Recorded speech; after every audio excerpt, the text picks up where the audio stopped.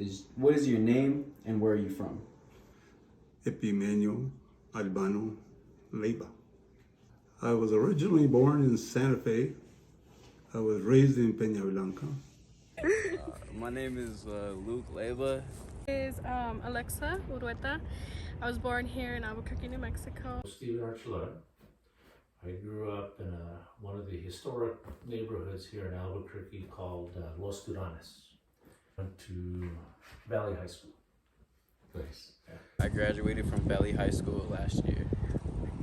My name is Lucian Johnson. I'm from here. My name is Gilberto Marquez. I am from Tucumcari, Nuevo Mexico, and I identify as Chicano. Okay. Mi nombre es Diana Salcido, nací en Chihuahua, Chihuahua, México, y estoy estudiando medicina nuclear en la Universidad de Nuevo México. What would you identify yourself? Would you identify yourself as a Chicano? Well, I would identify myself, first of all, as a Spaniard, because that's originally where our families came from. But Chicano, to me, notates being from New Mexico, and that's where I was brought up. That's where I belong. No soy de aquí, no soy de allá. And so Chicano is what I could best identify with.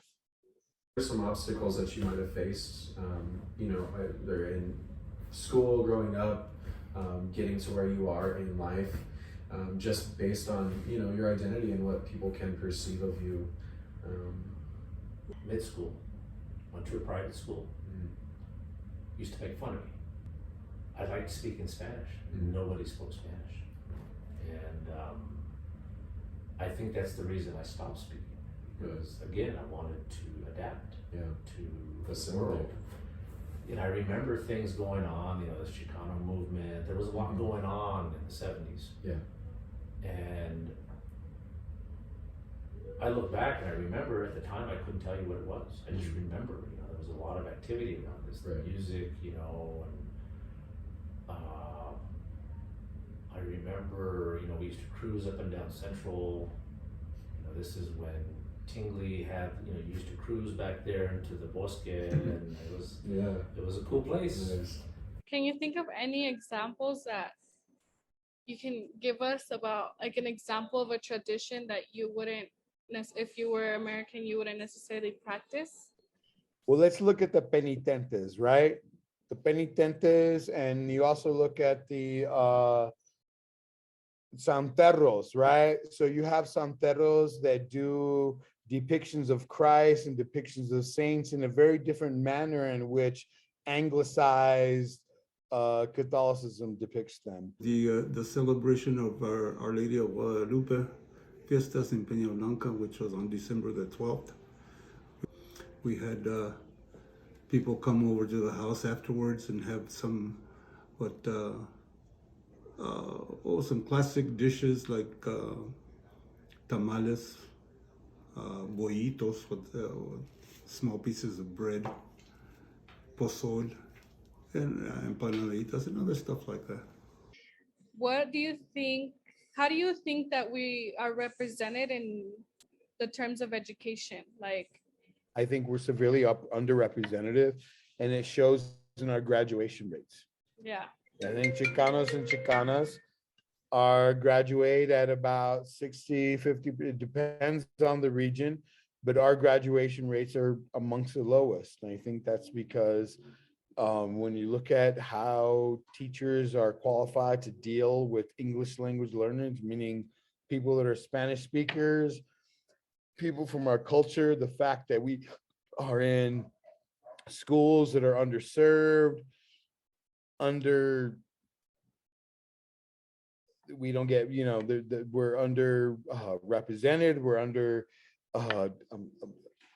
funded, then you really start to see how those risk factors start to accumulate and they become exponential, right? Maestros sí me ayudaron a motivarme más a ir al colegio, pero no creo que fue algo muy grande en mi comunidad. porque tengo muchos de mis amigos de la escuela de primaria o de la high school que no siguieron entrando llegando a la universidad, nomás porque no tenían esa motivación o alguien no estaba ahí para ellos para decirles que podían hacer más de high school. Yo sé que en el South Valley, algo que sucede mucho es que no hay sidewalks. No tenemos sidewalks en el South Valley tanto como serían en otras calles como en la central o así. Eso sería algo también que si ven su comunidad ellos mejor, o sea, ellos les ayudaría para mejorar su propia comunidad.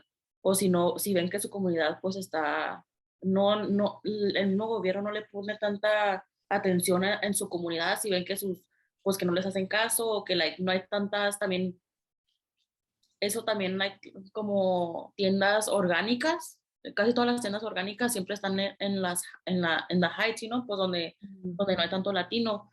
So, si ponemos tiendas orgánicas en la comunidad latina, también eso les ayudaría a ellos que coman mejor o cosas así, y eso se me hace que sí, o sea, si miran ellos que el mismo gobierno está ayudándolos y tienen ayuda del gobierno o tienen ayuda de las escuelas, de cosas así, los latinos empezarían a pues, a enfocarse más. O las clases también que son así de clases de español, también siempre están como muy chiquitas o están como en lugares muy lejos, no están en el centro de UNM. Siempre está como todo escondido. Why do you identify as a Chicano? Because of racism. I think racism is what really pushed my ideology, really pushed me to identify as Chicano. I'm obviously a brown-skinned man, and growing up in a light-skinned world and experiencing racism, I had to identify as Mexican. But then there was this realization from a Mexican family that I don't have immigrant status. And